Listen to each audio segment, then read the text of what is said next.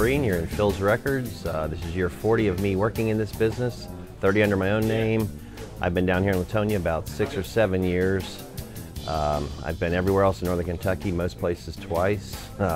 We had 6 stores at one time. They were all Ticketmaster, so life was crazy. Opened one up in '89, my second one in '90, and then in '91 I opened 4 stores and got married all in the same year. Insane little year, yeah. Still married. All the stores are gone.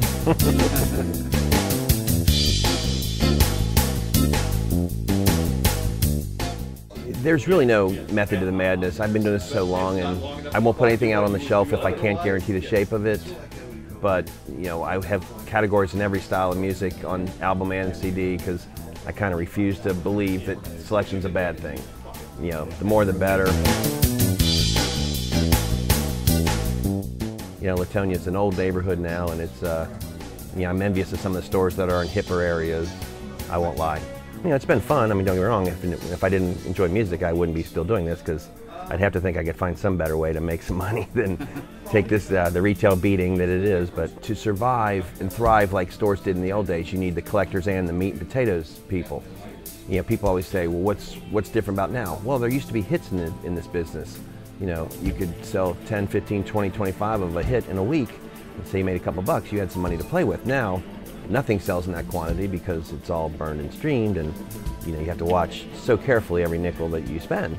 And that's the part that's a lot different than, say, 15, 20 years ago. There needs to be places where you don't know what you're going to find when you walk in the door.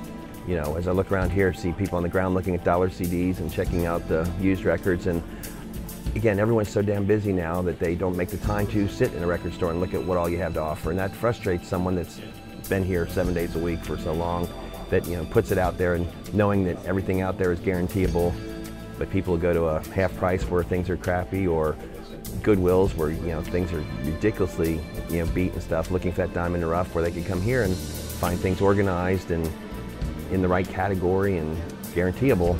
Well, as you can see, it was a free concert. You just had to come to the store to get a free ticket. So, you know, sort of had someone at least, you know, come to the store, hopefully they'd buy some. But that was fun. There was probably, over the course of the night, probably 1,200 people there. Wow. You know, because it holds about 5 or 6 people came and went. And when they did buy the ticket thing, you know, and they gave me the venue, and they took the bar, and they said, do it anytime you want to, Phil.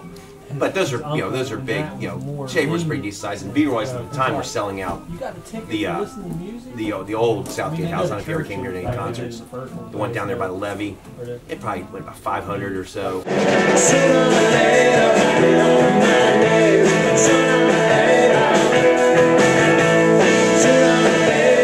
Jam would be about 6. They sold out many times, so that was fun.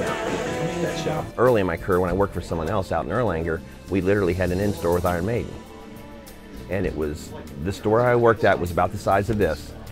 And from people like, for example, that fellow over there was at it. They were giving out license plates and frisbees and all kinds of, that's what I remember. I remember hanging out and getting their autographs and kind of being snubbed by Adrian Smith a little bit. But they put about 300 people downstairs and about 300 people upstairs. 3 members of Iron Maiden in one place, Eddie and 2 of them upstairs, and it was insanity. You know, beer troughs and craziness, but the owner was British, and so was Iron Maiden's manager, and they got together, and you know, they had we had an insane in-store that people still talk about literally 37, 38 years ago.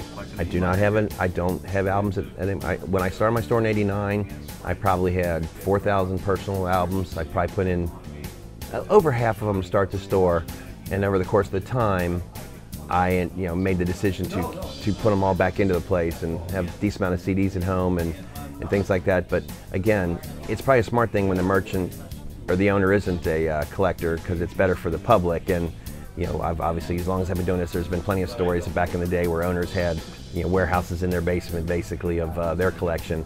And I don't even have a record at home right now, which is, again, good for all you guys. That maybe someday I'll do that again, but you know, I went from probably about 4,000, I think it was, you know, to now, you know, 30 years later, nothing. The store would do much better if it was in a higher traffic area like we discussed, but it's, you know, it's tough when, you know, monetarily it's a tough nut for me right now to justify that move.